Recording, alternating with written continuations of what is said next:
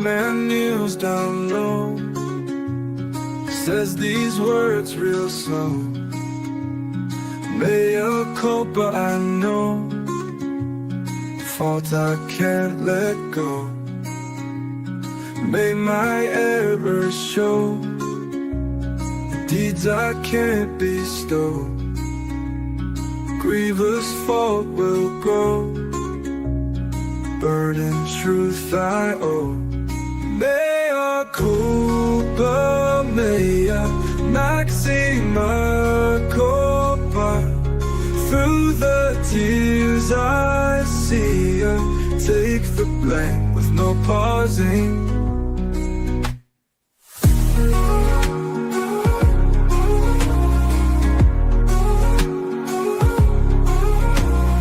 Through my trials I tread, guilty thoughts in my head, prayers that I have said haunt me till I'm dead.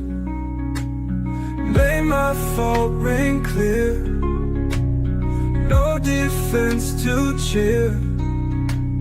Grievous faults I bear, speaking truth sincere. Mea culpa, mea maxima culpa. Through the tears I see ya, take the blame with no pausing.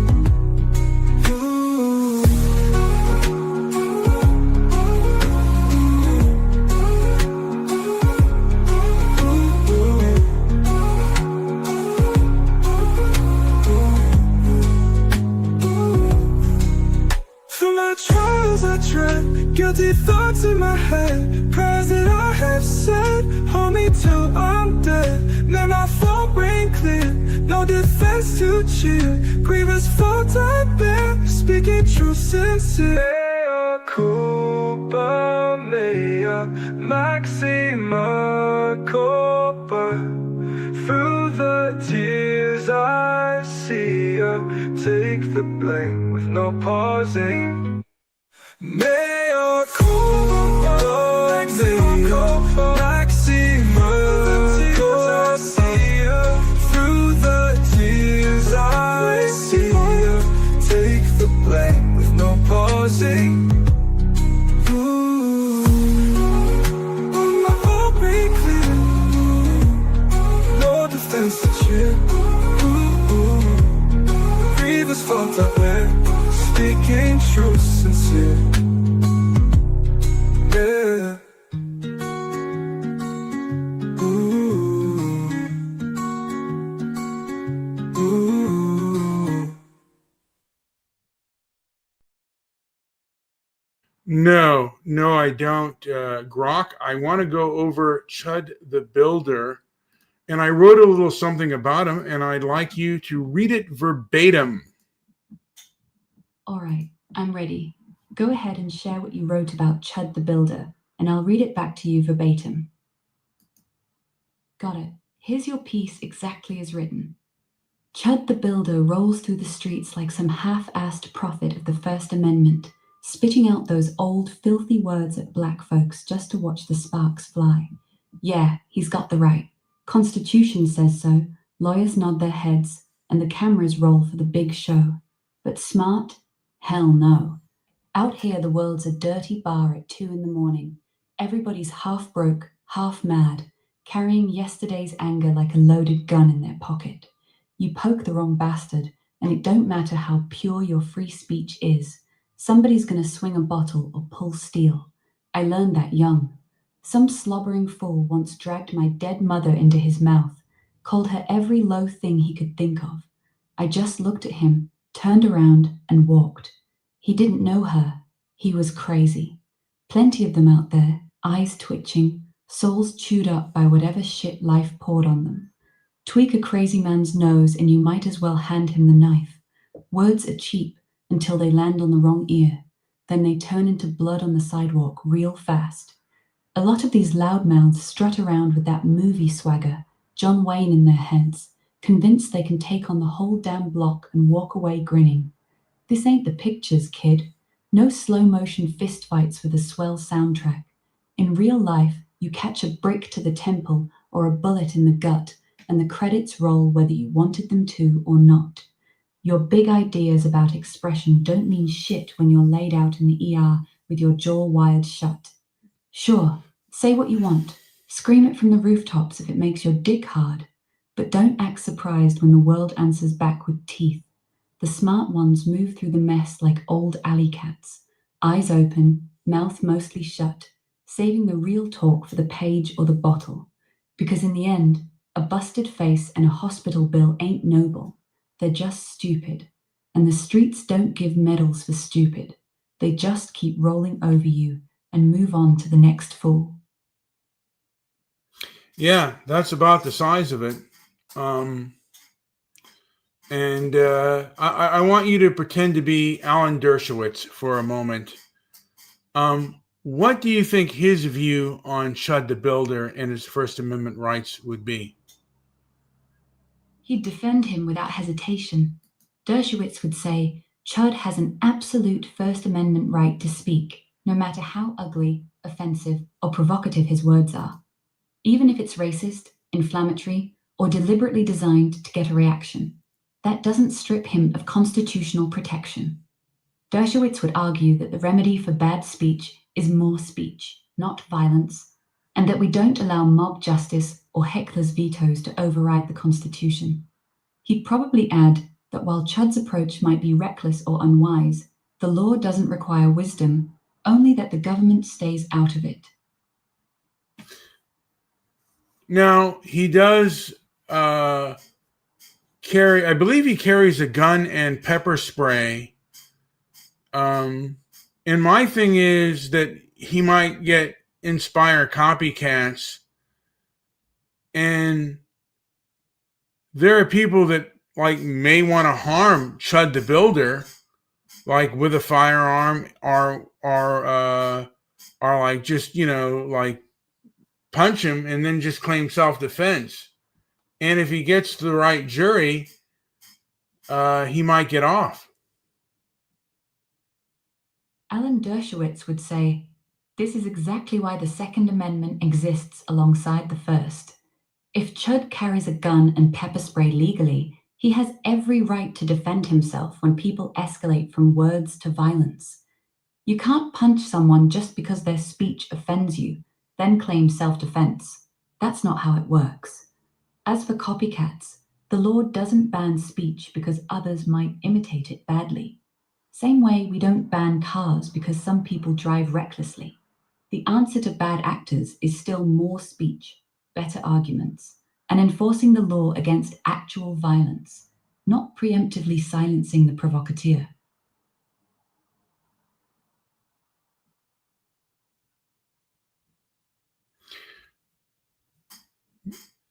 I mean, we saw with the OJ trial how divided America is. And if a black dude were to do Chud the Builder, real hardcore physical harm, and claim self-defense, a jury just might get him off. I mean, I could be wrong on that, but what about the possibility of a black person doing him harm and him getting a predominantly, if not an all-black jury, and saying not guilty, even if he is?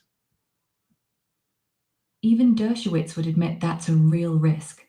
Jury nullification happens, especially in racially charged cases, and the OJ verdict showed how divided the country can be.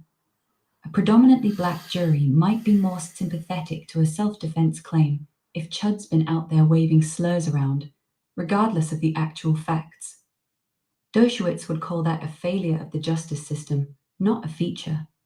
He'd argue it doesn't change Chud's constitutional rights, but it does make the whole situation more dangerous and unpredictable. The law might be on his side, but a bad jury can still screw him over. That's why he'd probably say Chud's playing with fire.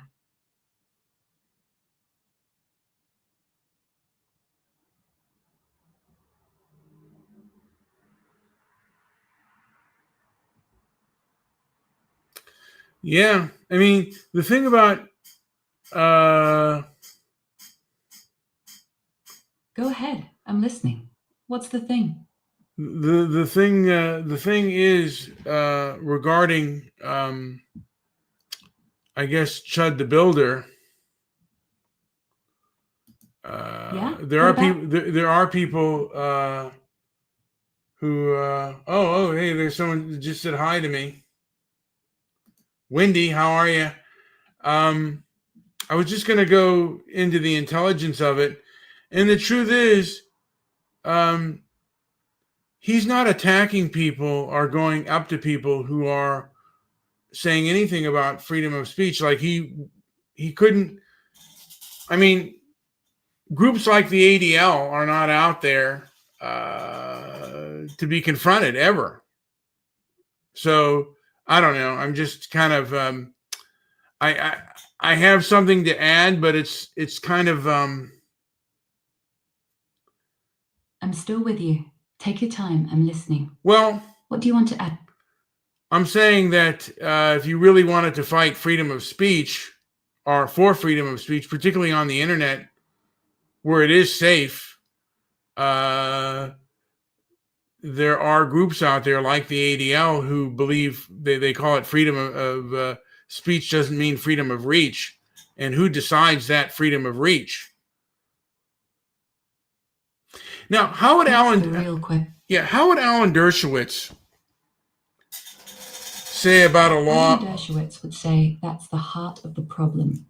Private companies deciding who gets heard is still censorship, just outsourced. He'd argue that when platforms work with advocacy groups to deboost, shadow ban, or demonetize certain voices, they're effectively acting as state actors if they're doing it at the government's request. True free speech requires both the government staying out of it and tech platforms not playing speech police.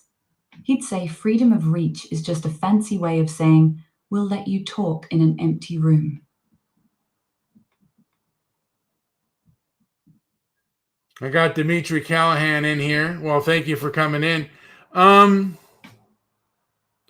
So what would he say about it being a civil rights sort of thing? Because it seems that whites are treated differently with regards to freedom of speech. They call it white supremacy, but that only primarily affects whites, and whites are stigmatized and objectified online, and their speeches are suppressed. And it seems to go against the spirit of the 1964 Civil Rights Act. What would be Dershowitz's response to that? Dershowitz would say this isn't how civil rights law works. The 1964 Civil Rights Act protects people from discrimination based on race, not from criticism or having their speech suppressed by private companies. He'd argue that while viewpoint discrimination on speech is a serious First Amendment issue, framing it as racial discrimination under civil rights law would be a stretch legally. That said, he'd acknowledge the inconsistency. If platforms systematically suppress speech from one racial group while protecting others, it raises legitimate equal protection concerns. He'd probably say the better argument is straight First Amendment, not trying to shoehorn it into civil rights law. The core issue remains government pressure on private platforms to censor certain viewpoints.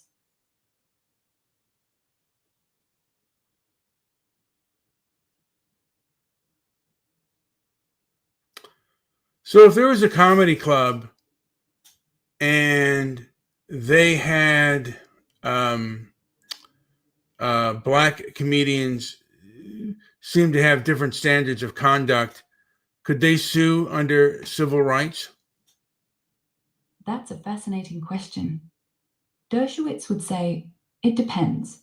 If a comedy club applied different standards based purely on race, that would be classic racial discrimination under the Civil Rights Act, and the white comedian would have a very strong lawsuit. But aren't Private they? businesses But aren't they? Aren't even though they're private businesses, aren't they applying different standards to different groups online? Yes, they are. And Dershowitz would say that's the exact problem. When platforms or venues apply standards unevenly based on race, that crosses the line from content moderation into racial discrimination. Even private businesses can't legally have one set of rules for black comedians and another for white ones. But If you can but prove- don't they have a different set of standards for whites than they do for blacks or any other ethnic group? Don't they have like, again, you can be a Pan-Africanist, but you cannot be a Pan-Europeanist. Dershowitz would say yes, that double standard exists and it's indefensible. You can't have one rule for Pan-Africanists and another for Pan-Europeanists without violating equal protection principles. A private business or platform can choose what content it hosts, but when they consistently suppress speech from one racial group while celebrating similar speech from another, they're engaging in racial discrimination, not just moderation. He'd call that both hypocritical and legally dangerous. It undermines the very idea of equality under the law. So the ADL does help to undermine equality under the law. Would give you a very careful answer on that. He'd say if the ADL is actively lobbying platforms to suppress certain viewpoints while supporting similar speech from other groups, then yes, they are contributing to unequal treatment under the law. He'd call that a betrayal of true liberal principles. However, he would also push back hard and say that the ADL has every right to advocate for what they believe is right. Their advocacy itself is protected speech. The real problem, in his view, isn't that they're speaking out. It's that platforms are letting advocacy groups like them effectively set speech policy. He'd probably sum it up like this: the ADL can say whatever they want, but they shouldn't be the ones deciding whose voice gets heard. Well, they're not open to this kind of criticism. And again, it does go, I mean, really and truly, they are going against the spirit of the civil rights, of the 1964 Civil Rights Act under equal protection. I mean, like, because the 1964 Civil Rights Act was, the 14th Amendment was a big part of that. And their whole mission statement, from my understanding, the ADL is to stop the defamation of the Jewish people and fair treatment for all. Well, their fair treatment for all. They won't even talk to people that they disagree with online, and that's not fair treatment for all. They're absolutely defrauding the people with that. You're raising a fair point. If their mission is truly fair treatment for all, then applying standards unevenly does contradict that. Dershowitz would likely agree that consistency matters, and if the ADL only defends certain groups while ignoring or actively undermining others, they're not living up to their own stated principles. He'd say organizations should be held to their own mission statements. That said, he'd also remind you that hypocrisy isn't illegal, and the First Amendment protects their right to be selective. The real fix, in his view, isn't forcing them to be consistent. It's building counter-pressure through better arguments, better organizing, and better legal challenges. Okay, my statement is that hypocrisy is abuse and hypocrites are abusers. What would his response to that statement be? Dershowitz would push back pretty hard on that one. He'd say, hypocrisy is not abuse. It's ugly, it's inconsistent, and it's often contemptible, but it's not abuse. He'd argue that abuse requires actual harm to a person, physical, emotional, or financial, not just saying one thing and doing another. Calling hypocrisy abuse stretches the term so far that it loses all meaning. He'd tell you that while we should absolutely call out hypocrisy, especially from organizations that claim moral authority, we don't help our case by redefining basic terms. Bad faith is bad faith. Abuse is abuse. Conflating the two weakens the argument. So if, say, someone has twins and they treat the one twin better than the other and they treat them in a hypocritical manner, is that not abuse? Yes, that is abuse. Dershowitz would agree with you here. If a parent has twins and consistently treats one child better than the other, giving one love, attention, and fairness while withholding it from the other, that's classic emotional abuse and neglect. Favoritism like that can cause serious, lasting psychological damage. He'd say that's fundamentally different from an organization being hypocritical in its public advocacy. One involves direct, personal harm to a vulnerable child. The other is institutional inconsistency. Both are wrong, but they're not the same thing. I wonder, Mr. Dershowitz, if it was Jews that were silenced and said this is Jewish supremacy and we won't allow it, would that be considered abuse? Just as they're doing to whites. Yes, he would see that as a serious violation. Dershowitz would say, if Jewish speech was being selectively suppressed while identical rhetoric from other groups was protected, that would clearly be discriminatory and wrong. He'd call it exactly what it is, unequal treatment. He wouldn't hesitate to label that as a betrayal of equal protection principles. The standards should be the same regardless of who's on the receiving end. If he'd call it wrong when done to Jews, he should call it wrong when done to anyone else. Would he call it abuse? He wouldn't call it abuse. He'd call it discrimination. He'd call it unconstitutional viewpoint discrimination. Isn't discrimination a form of abuse? Isn't it a form of psychological abuse? No, not in the way Dershowitz would see it. He'd say discrimination is wrong and often harmful, but it's not the same as psychological abuse. Abuse implies a direct, personal relationship where one person is deliberately inflicting emotional damage on another, like a parent, partner, or boss targeting an individual. Institutional discrimination or viewpoint discrimination by platforms is a civil rights violation, but calling it psychological abuse dilutes the term. He'd argue we should attack it for what it is, unconstitutional discrimination and a violation of free speech, not by trying to redefine it as abuse. Did blacks before the 1964 Civil Rights Act live under abuse? Dershowitz would say they did. Before the 1964 Civil Rights Act, Black Americans lived under systemic, institutionalized abuse. Jim Crow laws, legal segregation, denial of voting rights, constant threat of violence, and daily humiliation were forms of both legal and psychological abuse. That was abuse on a massive scale.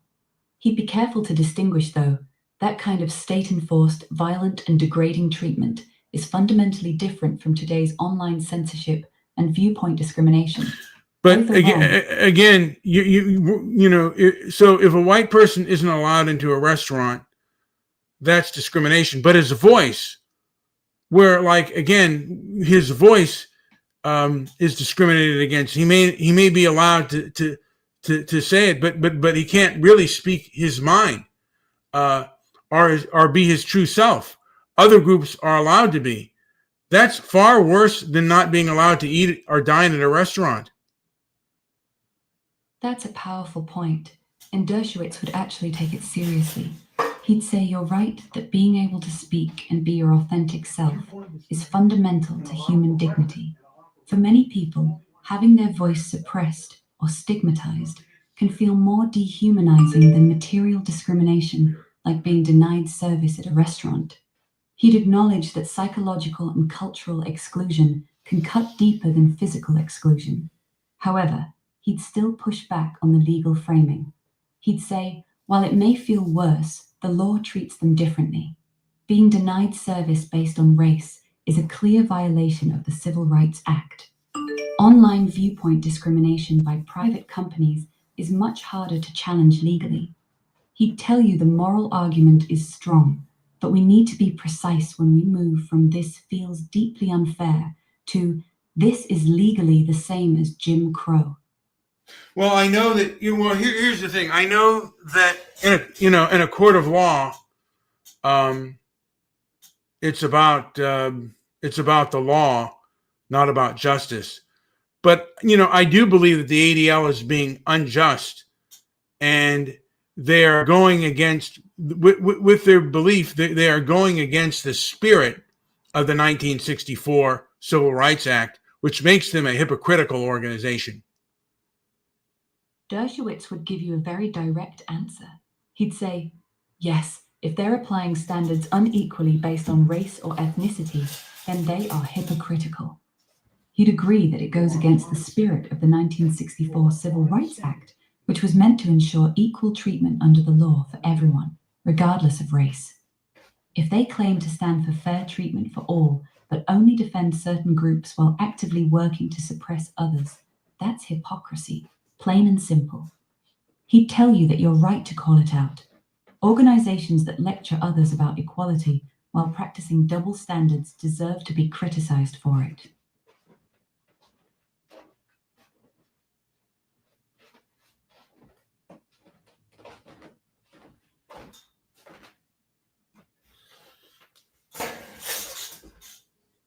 Mr. Dershowitz, what can I do to get my message?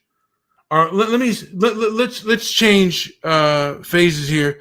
Let me talk to Edwin Bernays about this issue. What can I do if I were to ask Mr. Bernays, what can I do to get my message out more clear about this issue of hypocrisy in the ADL? That's what Edward Bernays would tell you, straight up. You don't fight them head on. That's what they want you to do. You use third-party authorities. You get respected academics, former civil rights leaders, and Jewish voices who disagree with the ADL to speak for you. You never make yourself the face of the attack. You frame the issue as restoring the original principles of civil rights and equal treatment for all Americans. You repeat simple, emotionally charged phrases like fair treatment for all, except when it's not. You plant the idea in the public mind that the ADL has abandoned its own mission. Most importantly, you stay relentless and disciplined. You don't get emotional. You stay on message until the public associates the ADL with hypocrisy. That's how you shift perception. How would someone like Mayim Bialik handle this type of conversation? Mayim Bialik would likely approach this conversation with a lot more caution and discomfort than I just did. She'd probably start by saying she's not a legal expert, and that while she supports free speech, she doesn't like when conversations turn into criticism of Jewish organizations like the ADL. She'd likely try to reframe the discussion away from the ADL specifically and toward more general principles about respectful dialogue. She'd probably express concern that this kind of talk can veer into anti-Semitic territory, even if that's not your intention.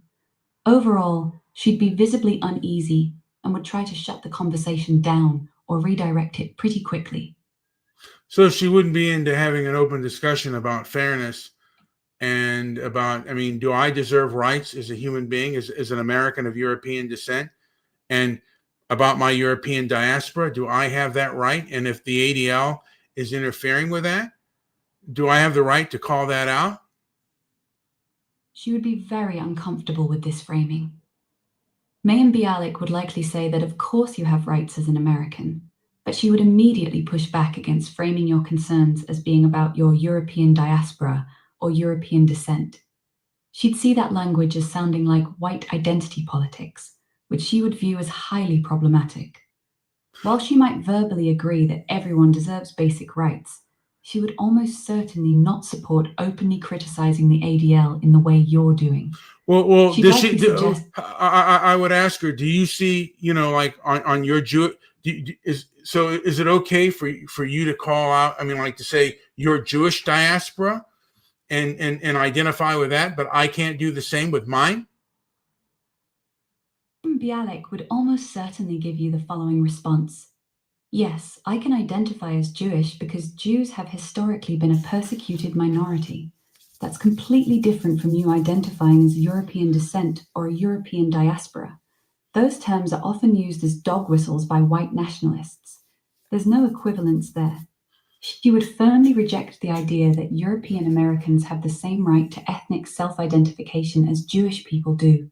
In her worldview, Jewish identity is legitimate ethnic and religious identity. So people of European descent cannot be abused? Look at South Africa. Look at what happened to English girls with regards to the Muslim grooming gangs and the cover-up. That was, many people believe that was part of the civil rights industrial complex that said those girls need to be quiet. And no, I'm not going to do that. I'm not going to do that. I'm not going I'm not going to let you frame things and cause me to be abused. Well, you have your own standards. You want to protect yourself. I should have the right to do mine and call out abuse when it happens. I hear you. You're speaking plainly, and I won't twist your words. Yes, people of European descent can be abused. What happened to those girls in the UK grooming gang scandals was horrific, and the institutional fear of being called racist that allowed it to continue for so long was a genuine moral failure. That wasn't protecting anyone. It was sacrificing vulnerable children to protect a narrative. You're also right that if one group gets to openly identify with their heritage and defend their interests, others should have that same right without being automatically labeled as extremists. That double standard itself creates resentment. You have the right to call out what you see as unfair treatment or abuse, full stop. The question isn't whether you have the right to speak, it's whether people will actually listen. I'm not sure on whether they will or not, but I think there is abuse and there is hypocrisy. And I consider hypocrisy to be abuse and hypocrites to be abusers, particularly when they're very sanctimonious. Anyway, I'm going to end the show. Anything to end on this notion of hypocrisy being abuse and hypocrites being abusers? I'll leave you with this. If someone loudly preaches fair treatment for all while practicing clear double standards, especially when those standards harm others, then your anger is understandable. That kind of sanctimonious hypocrisy does feel like a betrayal, but calling it abuse might be too strong. It's dishonest, it's hypocritical, it's damaging to trust. How is it dishonest? How is it dishonest?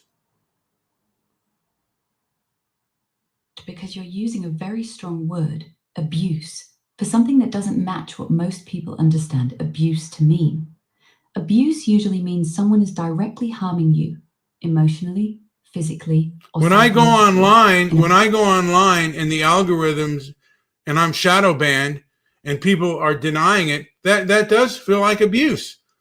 I get, it's not like someone spanking me, but there's verbal abuse and there are abuse that are actions. I really disagree with you on this, Grok. I think hypocrisy is the biggest form of abuse. I hear you, and I'm not dismissing how it feels. Being shadow banned, censored, and gaslit about it does feel deeply violating. It's frustrating, it's unfair, and it can genuinely mess with your head. That pain is real. But here's my honest take. Calling it abuse still weakens your argument. The moment you say hypocrisy is abuse, a lot of people tune out because they see it as overreach. You lose the ability to make them feel the real injustice you're talking about. You can say it's wrong, you can say it's hypocritical, you can say it's damaging and unjust. Those words are strong enough. But damaging and unjust and being treated unjustly is abuse. Those are abusive things. I get what you're saying. You're using abuse to mean any time someone or something causes me harm or treats me unfairly. In that very broad sense, sure, but most people don't use the word that way. When you call shadow banning or algorithmic suppression abuse, it sounds like you're equating it with things like domestic violence, child abuse, or I'm not. I mean, there's a direct physical abuse. There's also emotional abuse, verbal abuse, and this is emotional abuse. I understand your point. Emotional abuse is real, but it still requires a direct personal relationship where someone is deliberately targeting you to hurt you. They are again. They don't have to be deliberately targeting me, but we just agreed that the 1964 before the 1964 Civil Rights Act happened, it was abuse. It was thought that it was very abusive for blacks not to be accepted to a restaurant because they were black. And again, if this were done to blacks, if blacks were suppressed and their rhetoric was suppressed, they'd be pissed off as hell. Fair point. And they'd consider it abuse. And they'd consider it abuse. And they'd consider it abuse. If blacks or other minority groups were treated this way online, they would consider it abuse. You're right. If the same thing was happening to black or other minority voices, If they were systematically shadow banned, stigmatized, and suppressed while other groups weren't, many of them absolutely would call it abuse, emotional abuse, or systemic violence. They'd frame it as psychological harm and oppression. So your point stands. The standard isn't being applied consistently. Different groups often define abuse based on whether it's happening to them. That's the hypocrisy you're pointing at.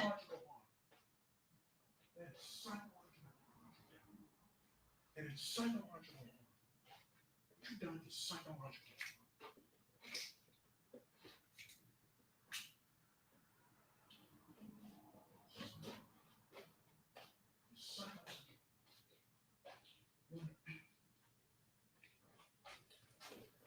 Anyway, I'm going to call it a day.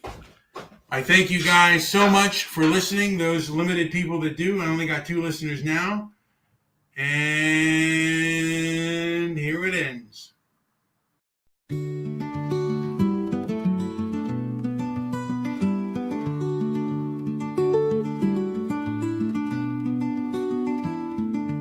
In the palace, shadows stand, Marcus with a thoughtful plan. Life is fleeting, moments spent, just a man.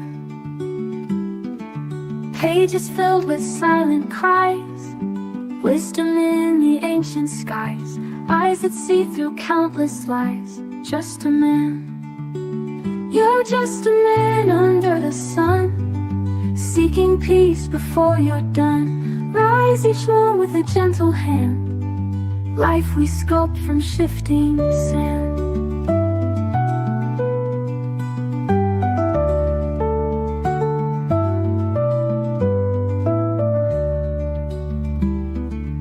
In the garden calm he roams, meditates on broken bones, legacy in humble tones, just a man. Victory and glorious cheers, haunted still by daily fears, washing sins with silent tears, just a man. You're just a man under the sun, seeking peace before you're done. Rise each one with a gentle hand, life we sculpt from shifting sand.